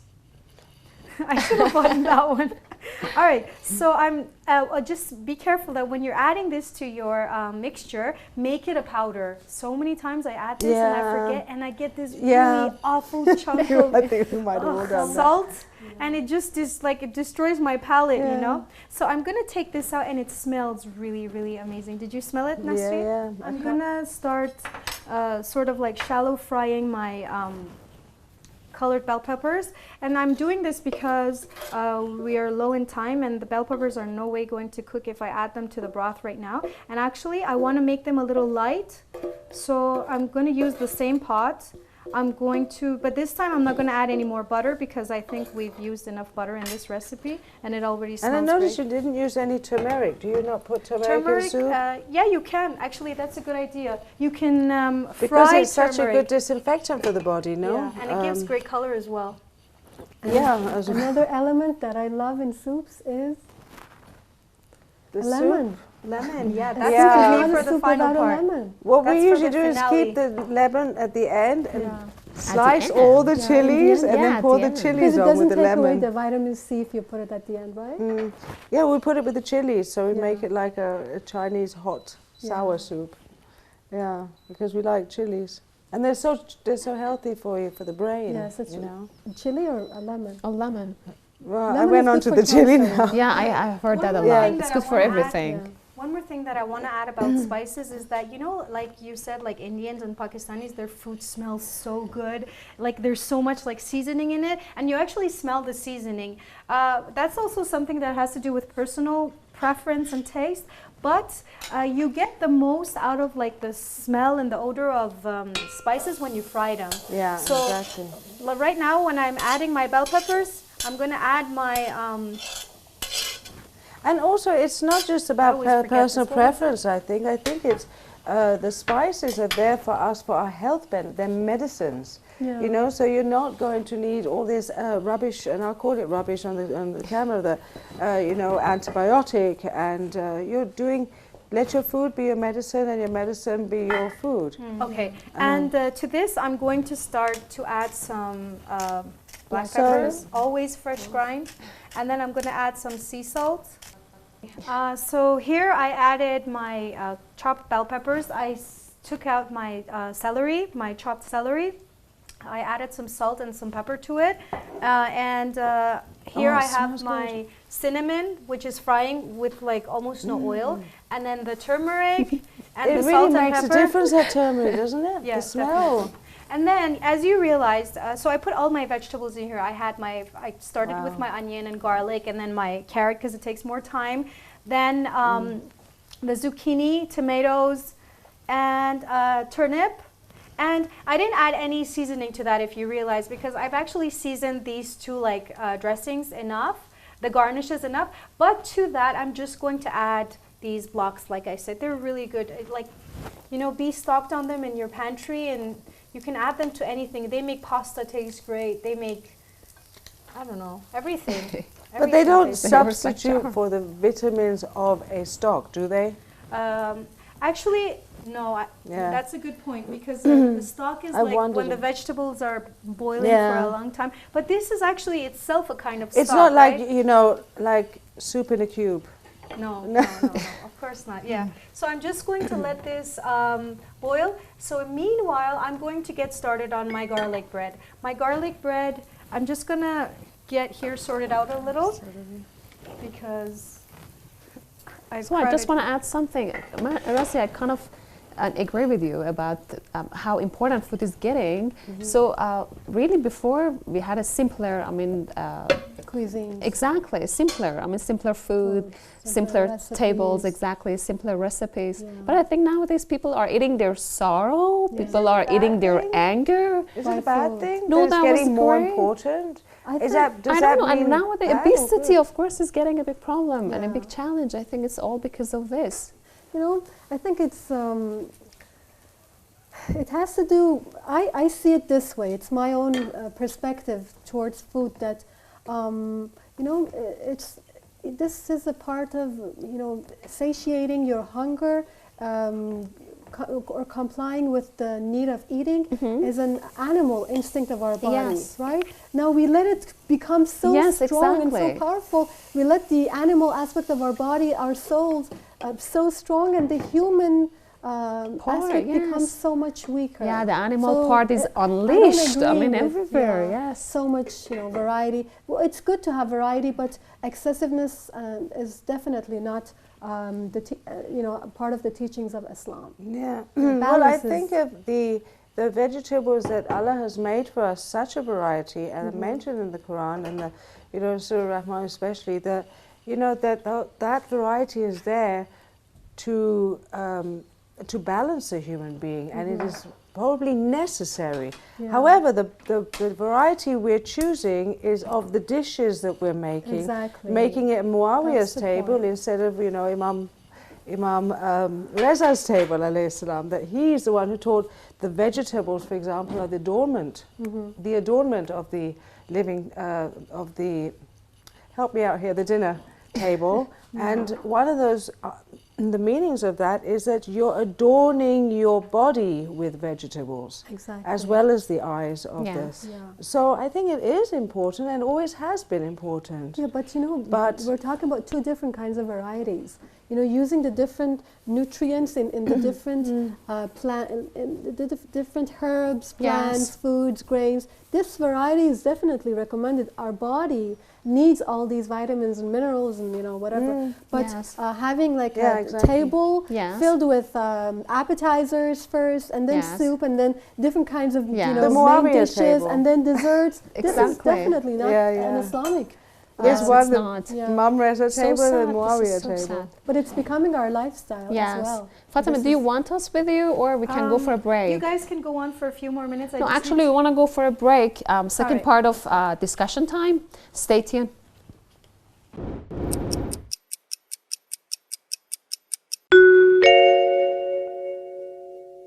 I've seen thousands of people went to another city for education, but it ended up something really, really, really horrible and sad. Like, I can't even talk about it, you know. Yeah. This is happening right now, you know. How to expect parents to let it go is really important for them. You cannot You're not a keep parent. that against me, but you cannot keep it against me. That's all because of all those horrible stories in your mind. I mean, you want to deprive, your child of going to another city. You know, it's like a robot, okay? If you made it, and you're so sure that this robot is not going to do anything wrong, okay, you can just let it be free. So give me some hints in actually bringing up children in that way, that they won't change ever, never. Teach Well, the them only way is practically. with Yeah. fear of Allah. So they not just don't do it while you're watching. They also, you know, they say the children are like the stock market. You can't keep your eyes off it. But you should be able. But that is the only way is when you bring the fear of Allah into them as a child, and you know then whenever I know when I went to England, I was 18, 19 then, the last thing my father said, don't forget God. He's there too. Don't forget prayers. So you have to bring up your children looking through the light of Allah, not your opinion. Oh, I think you should be doing, oh, I think today, no, today I changed my, no. Look through the light of Allah, bring them up with the fear of Allah, so when you're not there, they don't do it. You're going to a Christian school, there are a lot of Jews there too, and I said they are invalid. You know, when a car is invalid, you get rid of it. To drive the new one. You're driving the latest car. Thank you. You know, our religion, and no matter what they say, oh, we are modern. No, taking off your hijab means you're going back before Islam. How can you be forward? How can you be modern? You're backward. He said something about robots, and you know, You're a dead man. Nothing good is coming out of this. they built robots, but they're not sure if it's working, if it works properly or not. True. That's what I'm saying, you know, because they were once robots that were just built and they didn't work in a way their parents wanted. You know? But how do we know if a robot works? Yeah. Trial and error. We need to test the robot. Yes. Parents need to test their children and then know. Exactly, I test mean, them. robots should experience how it feels like going outside. I There mean, should they should be- fall. They should just feel the pain. Yeah. There should be a frame, okay? And you can ask your children to act upon the frame. No matter the frame is Islam, is Christianity, or is a religion, or there should be something. There should be a frame. Most of the parents, there is no frame for them, okay? At the age of, I don't know, 18, 19, the child start to, I don't know, do something wrong, and their parents just found it very good. Okay, you can do it, you're free, but this is not good. Free according to what? Okay, there should be a frame. lacking a frame is a great problem, is another problem that parents have. But there should be a moral standard, the standard, and there must be principle. A principle gives you freedom. Yeah. Right? A power. And the only thing I found with children is love and laws. This is the law. This you can do, this you cannot do. If you don't let your child experiment things, he or she will not learn about that. You know, my child was 2 years old, my boy. He wanted to touch the pot. I said, Daddy, it's hot, don't touch it. The second time, I didn't tell him anything. He touched the pot and said, What about instead of a hot pot, it was an electric socket? She has a point, he has a point. So He's saying sometimes you even actually have the time to let him do that for once, even for once. At the end of this discussion, at first I must say thank you to all of you because of sharing your good and excellent experiences, ideas about this issue. At the end, I read, and of course I must say that I skimmed a book from a great writer about how to raise a child and adult. And in that book, I wrote some tips. 2 or 3 tips of this book was very practical, I think, for the parents, of course, and can be useful for you as grown-up children because you are gonna be great parents in a very near future, inshallah, and you are. One of these tips is that please do not use the word we when you're talking about your sons and your daughters, because this word we shows that you're gonna do your children's homeworks, essays, science projects, and also in the next steps during the application of their colleges, their majors, and choosing their spouses in the future. So omit the word we when you're talking about your sons and daughters. This is the first tip that I got from that book. The second tip is stop doing their works. Let them do by their own. Yeah, let them experience, figure it themselves, figure out themselves to stand on their own legs. Thank you for your taking part. And thank you for accepting the invitation. Thank you for coming here. Thank you. Thank you. Thanks a lot. Yeah. And have a great night.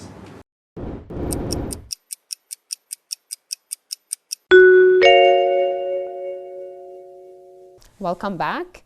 Let's go to the kitchen. I think Fatima gonna explain something about the dough, the bread. So we've waited for the dough to double, and as you see, it's risen beautifully. So it's ready for us to maneuver on it a little. Before I go to the dough, I'm just gonna make the filling and put it aside so we have it ready. I have about like 60 grams of butter that I'm going to add about 3 large cloves of garlic. You can make it more garlicky, less garlicky. You can add crushed garlic. You can add shredded garlic like I did. I don't like chunks of garlic cut, you know. And use unsalted butter. I mean, if you're using unsalted butter, then make sure to add some salt and pepper to it, to our garnish, to our, filling. I'm getting confused. And if you're using unsalted butter, then remember it's going to be salty enough. All right, to this I'm going to add some olive oil just to lighten it up a little and make it a little fluid, about 1 tablespoon of olive oil. I'm going to give it a good mix, and it smells amazing. What about garlic powder? Is it still garlic? It is. It's dried garlic. They let garlic dry and then they grind it. Yes. But so that's actually, whenever I'm making pizza dough, I add garlic powder to the dough. But the taste is really different. The taste is different. That's not garlic. All right, so if the camera can show it, Yeah. this is the filling that we are going to use. Remember when we did cinnamon rolls? That kind of consistency? It's actually going to be the same. Here I have some shredded mozzarella. You can add Parmigiano, you can add any kind like cheddar cheese or some kind of cheese that has a flavor. But today I just had mozzarella on hand, so that's what I'm going to be using. Like I said, I'm going to be doing a pull-apart bread, right? So, Bismillah, let's start working with the dough. As I said, I'm going to be doing like a pull-apart bread. So I What wanted. do you mean by pull-apart bread? Sorry? What do you mean by pull apart? Pull apart bread is when you you actually put the dough, like the tray, and people start pulling apart from it to have it. The whole loaf? Yeah, the whole loaf, exactly. And this is actually a big batch of dough because it's like 5 cups of flour with a lot of hungry people here who have waited for a long time. And we're not going to waste anything. And I washed my hands. My hands are clean.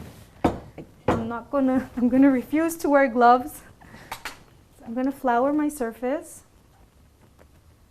And I am going to roll it out. Starts rolling it out. Bismillahir Rahmanir Rahim.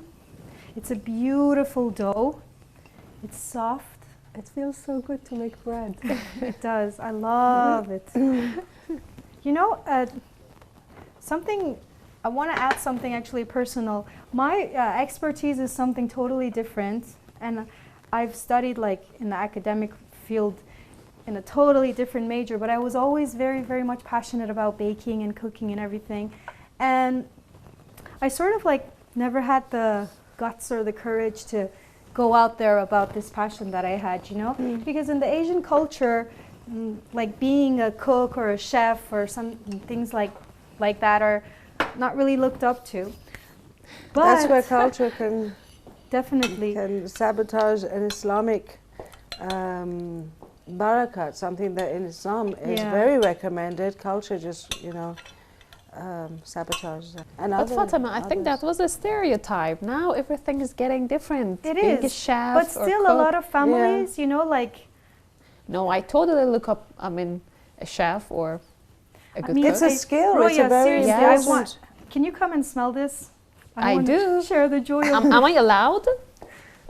I am allowed. So this is exactly the same technique as we used for cinnamon rolls. You ask me because you know I am not very professional. No, yes? no. You want to give me the joy. The nose. Yes, and that's pretty. Yeah. So what we are going to do now is. Do you need help? Actually, or I'm no, worried about just her picking that up now. No. The Okay. size of it. I don't want to So mess with this. I want to go get my seat back. Okay, yeah, sure, go ahead. But that's pretty. Just wanted you to smell it. Now you're done. Yes, I'm done. I'm done. You're free Good to luck go. with that. I'm just gonna put some more garlic in it. I mean, pepper, because pepper is good. Yeah, it's fresh ground. It's nothing. It smells like so it. good. That's all you put.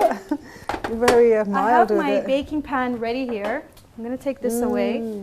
So, what am I gonna do? I am going to start slicing this so into 4 parts, or actually more than 4 parts. What if you put it into the oven like that, flat, on a baking tray? Yeah, would but it that's not like, because it's a pull-apart bread, you know? Oh, pull-apart, yeah. So that's why I'm doing bread. Pull-apart parenting? So I'm going to add my cheese on like this. And Seriously, cheese? Cheese, yeah. Cheese, okay. It's a cheesy pull-apart garlic bread. cheesy. But I really would have preferred if we had Parmigiano, because Parmigiano is like a very strong tasting cheese. It has a very rich flavor. Mozzarella is more used like for like, you know, it's the cheese stretches. But this was the only cheese I had at hand, so we're using this. One of the ways, You can go ahead and use more cheese or less cheese. I'm using about like half a cup, 3/4 of a cup. Yeah, Rosie? One of the ways to build a trust relationship between a mother and a child is during cooking time. Yeah. Especially when you're baking bread or making such foods that you can chop vegetables, you can add, you know, Yes. Kids can, you know, as small as 2 or 3, Yes, I they can know. help you. And all these precious, valuable mother, daughter or son, you know, moments. That's are a very so great time to elicit information from These a are you're child. investing, you know, Yes. your love and your energy in your child, and later on, if such events happen, you're gonna develop a very beautiful bond. That's true. Yes. Yeah. You know, a lot of memories are coming to my mind. The screaming, my mom trying to elicit information. All right. Fatima. Yes. Fatima, do you want us to be with you, or if only the camera could show that I I'm think the just going camera to do can the show. layers, yeah, like this. And you know, I Yes. didn't Oh, bother okay. to throw, like, to not use these layers that weren't cut like evenly. So my oven has been preheated on 180 degrees. All right, I'm just going to show you like the first part that I'm going to put. Because my pan is quite big, I cut my pieces into bigger parts. But if you have like a normal loaf pan, Bismillah. Wow. There. So I'm just going to layer these on top like this. And then when I'm finished, I'm going to separate between the sections, and then it's going to go in the oven. So Fatima, just, you know, I have tested garlic bread before, but the face, I mean, the shape has been different. Is it what it is, or? Garlic I has mean, garlic, different no? shapes. Yes, I mean, like This is the very original this one. is this is like the original luxury one. garlic bread. Ah, you know. luxury, yes, okay. And you know, I think because I didn't flour my surface well enough, it's sort of like the dough is sticking a little. So you guys make sure you use enough So Fatima, flour. we're gonna continue our discussion. Is Yeah, that go okay? ahead. Yeah, sure. Okay. So, Razia, Ms. Shamili, so let's So- back. So let's go to, there's so much more to talk about these parenting styles, but let's start with the Islamic Yes. style. So far, we said that the best thought we were finished. psychologically proven parental style is authoritative parenting style, where there is a balance between the amount of your demand, Yes. the rules, the structures, the discipline that you have in life, and there's a balance between this and your supportiveness, your responsiveness to your child, your communicating. Okay, this is what Islam support? Not yet. Not yet. No, this is what psychology supports. Okay. Now, in the Islamic approach, these two elements, these two principles are there. Plus, there's another very predominant principle that has to be there in order to complete the recipes for a good Yes. parental style. And that is karama, or honoring the personality of a child. Yes. So this third element is a very important element in the Noble Quran. In chapter Al-Isra, verse number 70, we read, أعوذ بالله من الشيطان الرجيم ولقد كرمنا بني آدم وحملناهم في البر والبحر ورزقناهم من الطيبات وفضلناهم على كثير ممن خلقنا تفضيلا, which means, and surely we have honored the children of Adam. لقد كرمنا بني آدم. Yes. And we carry them in the land and the sea. And we give them of the good things. And we have made them to excel by an appropriate excellence. There's a specific feature, there's a specific quality in the Bani Adam, in the children of Adam, that helps them, that makes them to exceed over all other creations. Yes. And we have over most of those whom we have created. Again, this is in chapter Al-Isra, verse number 70. We're talking about the third element in the Islamic parental style, which besides being demanding, Yes. supportive, Yes. or responsive, there is the principle of honoring. Honoring our In a children. beautiful hadith from Imam Ali alayhi salam, in I think it's wisdom number 400 something, I forgot to write it down. There's a beautiful hadith that says, من كرمت عليه نفسه لم يهنها بالمعصية. The person who honors himself, who honors his soul, his or her soul, will not make it filthy, will not make it dirty with sins. Yes. So this aspect, this spiritual aspect in child development is there in the Islamic teaching. Now, we're talking about love and responsiveness. Yes. And the element of love is very highlighted in the Islamic teachings for the upbringing of children. You know, showing them love, kissing them, Yes. playing with them. We're going to talk about it in our later sessions, going to details of love. But all this love can be expressed to our loved ones. It starts in the first 7 years of a child's life. Yes. where the noble Prophet ﷺ has a beautiful hadith where he says, Al-waladu sayyidu sab'a sininin. A child is a master for 7 years. And so you show all your love, you show all your compassion. And this, this kind of parental style in the 7 years of a child's life will prepare the grounds for the second 7 years of a child's life, where the child is abdun sab'a sinin, becomes a servant. So for this first 7 years of a child's life, the parents should be at the service of a child. Yes. Of course, a child needs... What do you mean by that, to be at the service of a child? I mean, because it can, carries a lot of things that it's a challenge for me. So you mean he's allowed or she's allowed to do everything? Exactly. This is a big question of how much, what do you mean by he's the master and, the servants should become should become obedient to that child. Well, this means listening to the child, complying with the child's need in the best way possible. Yes. In the first 7 years of a child's life, the brain is developing very quickly, and the child is learning how to communicate with the outside world.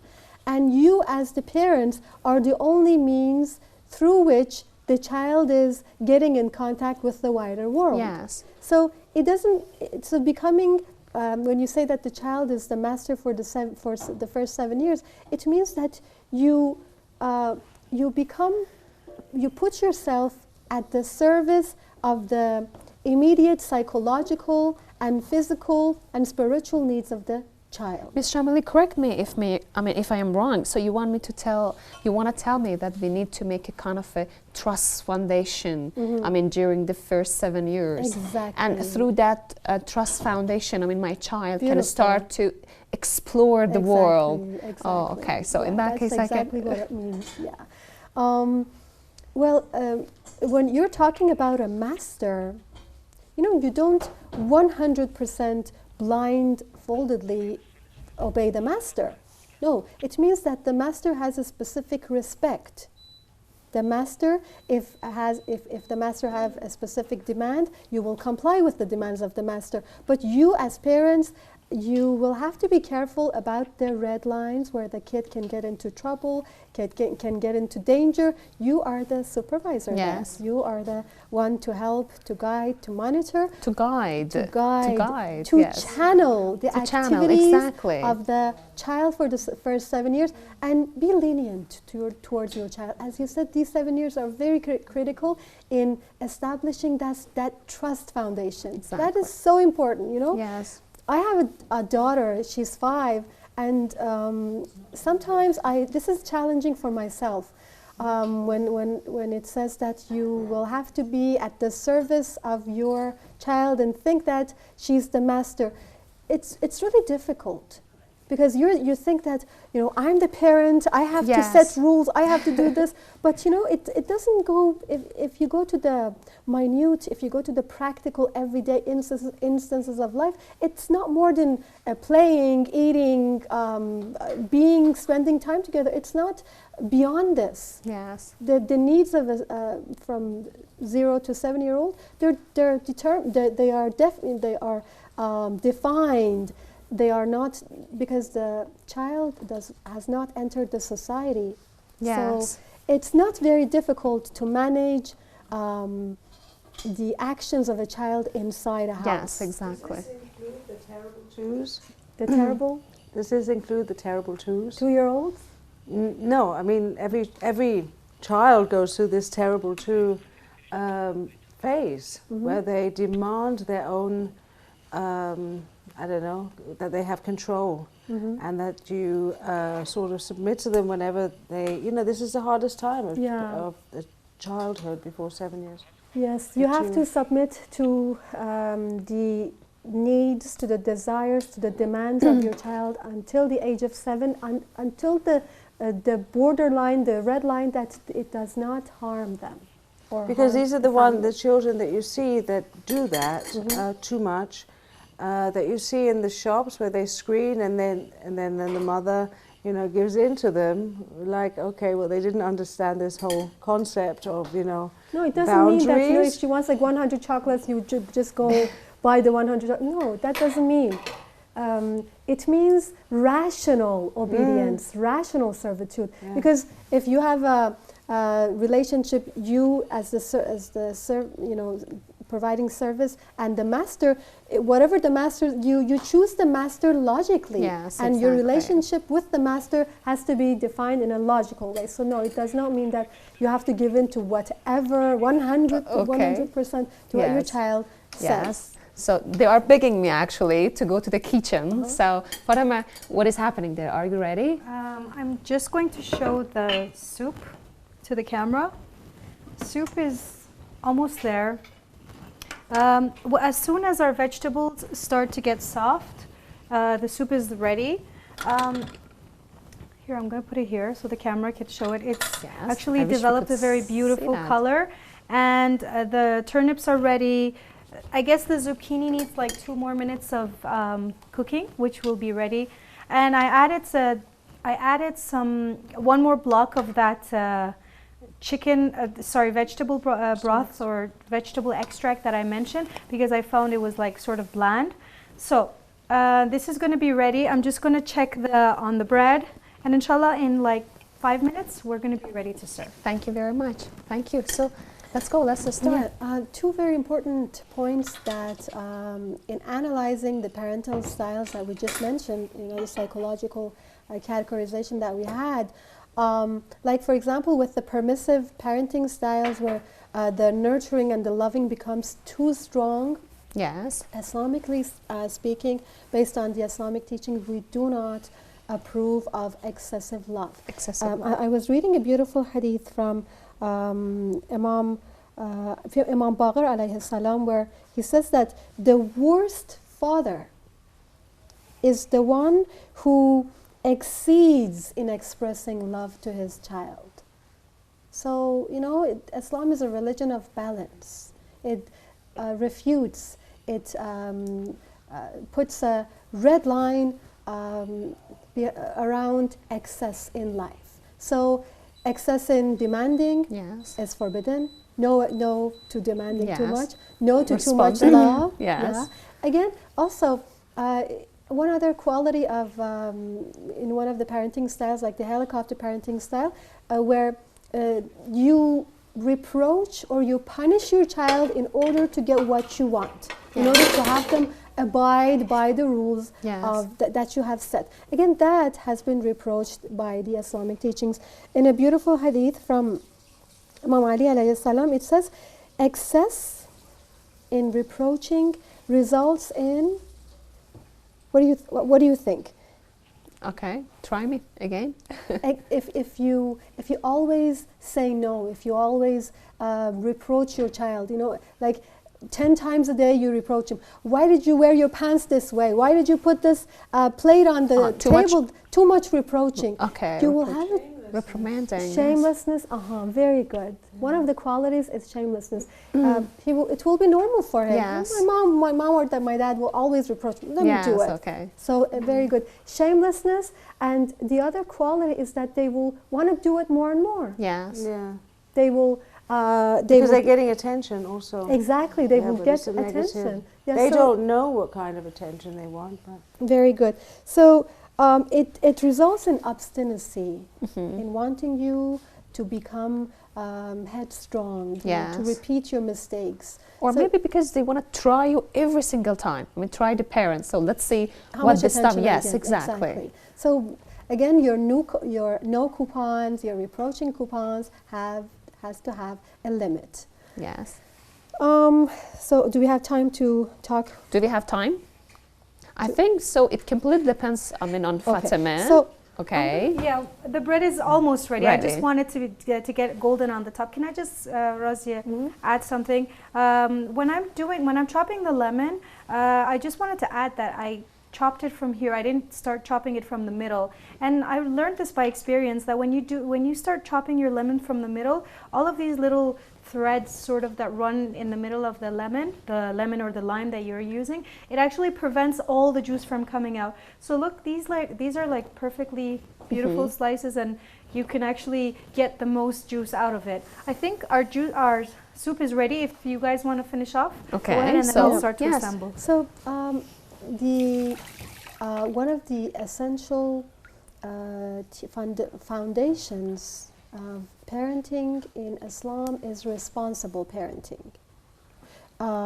As you said, after you have decided to become a parent, you will have to be ready for the consequences of the actions of yourself Yes. and your child. Yes. And the words of Imam Sajjad alayhi salam in the Treatise of Rights is very illuminating and very beautiful. If they might seem very trivial, very unimportant, but when you delve into the meaning and when you get to see the social problems, the family problems that people are facing even now, they're even facing it more. You get to see how treasurable, how valuable the words of Imam Sajjad are. Let me read through them. He says that he's talking about the rights of a child upon his father. And now, we're always talking about mothers definitely have a substantial, a crucial, key role in the upbringing of their children, in the development of their kids. We're going to talk about the role of mothers, inshallah, in our future programs. Yes, but sure. we should not undermine the role of the father in the family. This is something that has been talked about very, less. Yes. So, inshallah, let's talk about it. He says a father should know and not forget that the child is his, and that the child's good or bad behavior will be ascribed to him. Yes. So, I think parents really forget that they say, he won't listen. Well, why? Or he's become this, oh, mashallah, that child. Well, why? Why? Back to the mother. But the thing is, the mothers and fathers should understand that only when you accept blame can you also accept the credit. Yes. A person who doesn't accept the blame, then you can't accept the credit either, because it's like, both go with each other. Cannot get any credit, of and course. it's you've caused it. This is your fruit, and you're the tree. Yeah. And I used that one in my class. They said, but a child is not an apple. Well, the tree of life, right? It is. It's your fruit. It just means that it's a result of you. Yeah, you have to take the responsibility of your own actions first of all, because they don't. Kids don't wait for you to, order them what to do, to discipline them formally. It's not like they're in school. No. Yes. Your educational school, your training system at home is an informal educational system where you teach them through your actions. Yes, and they inherit that legacy. It's a legacy that you're leaving behind, what you develop yourself, that knowledge that you earn. They're going to be benefiting from it first, although it might not seem like it. No, it's so true. Yeah. As we said, our plan, our goal in child rearing is to give fruitful, responsible people to the society who have self-discipline, self-control. When they go to the society, something happens, they get upset. How they control their manners, their temper.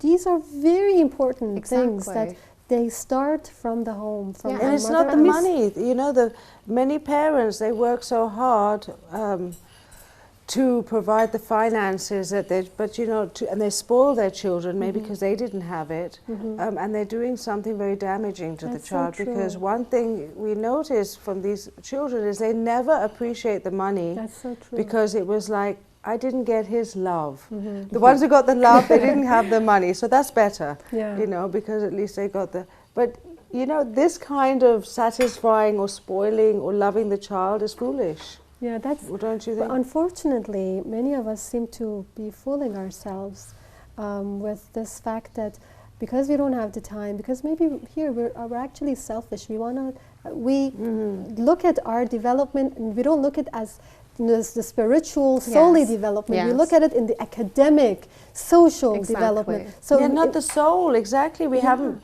looked at our progress as a form of the nearness to Allah. Exactly. That is, I mentioned earnings before, but I didn't clarify. Earnings with Allah. How close are we getting, or how far away from the fire, or the jeopardy are we getting to leave? Yeah. To come closer to Allah, to leave the jeopardy. And closest to Allah is nothing more than the happiness and the smile that you bring to the faces of the people around you and in the society. And knowledge. There's nothing more than that. And knowledge. So true. Knowledge has a very, big bearing on that. And that means scientific as well as akhlaq, but of course akhlaq comes first. Yes, and let me say something from my grandma. I think that sounds very smart. My grandma always say that so the fruit doesn't fall far from the tree. So actually you are the mirror, and your child is the reflection of you in a mirror. So we should remember that next time we tell our children and say, why isn't he studying? Why isn't he? Well, ask yourself, when was the last time you picked up a book, for example? Yes. Yeah, that's the point. Or the Quran. The point I wanted to make about our going after academic or social development is that we seem to go after our own desires, and then with the money that we bring to the family, we tend to bribe them. Yes. The mother, or the quality family time that we're depriving them of, we're bribing them with money and whatever they want materially, and this is what's happening in many families, and it's a very sad story. Yeah, I couldn't agree more. And there is so much Islamic teachings and principle in this regard that inshallah we will have to talk about. Sure, of course, sure. I think the bread is done, Fatima. The best part of the program. Finally, it's We're done, going to get and slapped it's very beautiful. So this is our soup. Wow. I've garnished it with bell peppers that we sort of shallow fried with our spices. I hope that you enjoy our programs and you watch them, you make our recipes, our healthy version of recipes, along with the Islamic tips that we share with you. And we are using a lot of very special ingredients in our shows, which may not be easily accessible in the West. That's why we have thought about making it available to all of you brothers and sisters through a website called Basalam, BASALAM, and they ship worldwide. So wherever in the world it is that you are living, we are going to ship our highest quality of ingredients to your doorstep. Thank you very much for joining us. This is Lifestyle. So I have to finish the program, today's program. We're starting to eat already. I just want to say, being a parent, and of course, is very difficult. So sometimes even it's very much tricky. But I guess we are doing a kind of a godly job because we create a person. So let's empower our child with faith, and let's teach him to make the world a better place to live in. Contact with us with the contact details that you can see on the screen. Let us know your ideas about the discussed issues and matters, and of course let us know about the future topics that you like to be discovered here. So God bless all of you. Have a good time.